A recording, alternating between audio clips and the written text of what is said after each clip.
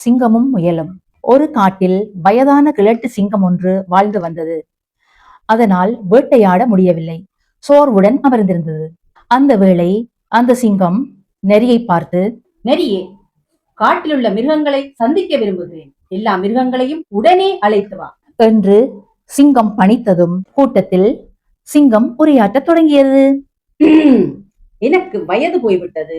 என்னால் இனி வேட்டையாட முடியாது. அதனால் தினமும் ஒவ்வொரு பிராணியாக எனக்கு இரையாக வர வேண்டும். நேர அட்டவணை நரியிடம் கேட்டு புரிந்து கொள்ளுங்கள். இது என் கட்டளை, இதுவே என் சாசனம் என்று கர்ச்சித்தது சிங்கம். மிருகங்கள் பயத்தில் உறைந்து போயின. தம் மரண நாளை நரியிடம் குறித்துவிட்டு சென்றார்கள். சிங்கத்திற்கு உணவாகும் நாள் அவர்களுடைய சாவு நாள் என்றாகிவிட்டது. மான், மரை, பன்றி, ஒட்டகச்சிவிங்கி, வரிக்குதிரை என்று நாளுக்கு நாள் சிங்கம் உண்டு மகிழ்ந்து கொழுத்திருந்தது. அன்று முயலுடைய தவணை.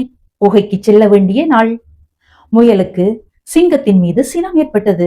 அதற்கு ஒரு முடிவு கட்ட வேண்டும் என்று சிந்தித்தது. காட்டிலுள்ள தன் சக மிருகங்களை காப்பாற்றியாக வேண்டும் என்ற எண்ணத்துடன் முயல் புறப்பட்டது. தாமதமாகவே முயல் சிங்கத்தின் குகை நோக்கி வந்தது. கோர பசியுடன் காத்திருந்த சிங்கம் முயலை கண்டதும், அற்ப பிராணியே, ஏன் பசிவுகளை தப்பி வந்தாய் என்று சிங்கம் கர்ச்சனை செய்தது.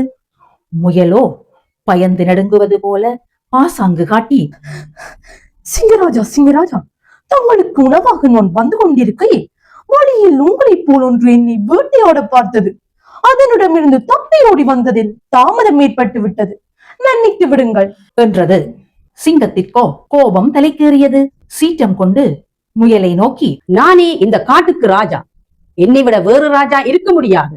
முயலே, நீ பார்த்த சிங்கத்தை எனக்கு காட்டு. அவன் கதையை முடித்து விடுகிறேன் பார் என்று சிங்கம் வேறு கொண்டு நடந்தது.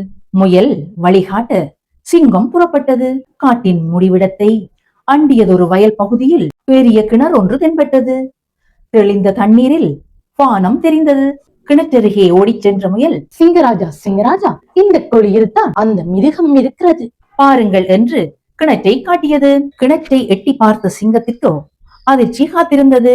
தனது உருவம் தண்ணீரில் தெரிகிறது என்று புரிந்து கொள்ளாத சிங்கம் ஆத்திரம் கண்ணை மறைக்க கோப வெறியுடன் வெகுண்டெழுந்து நீருக்குள் இருக்கும் சிங்கத்தை தாக்குவதற்காக கிணற்றினுள் பாய்ந்தது.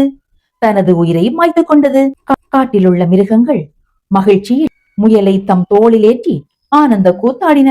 பிள்ளைகளே, இந்த கதையின் படிப்பினை என்ன தெரியுமா? கடுகு சிறிது காரம் பெரிது என்பது போல சிங்கம் காட்டுக்கு ராஜாவாக இருந்தாலும் சிறு முயலின் மதிநுட்பம் சிங்கத்தை தோற்கடித்து விட்டது.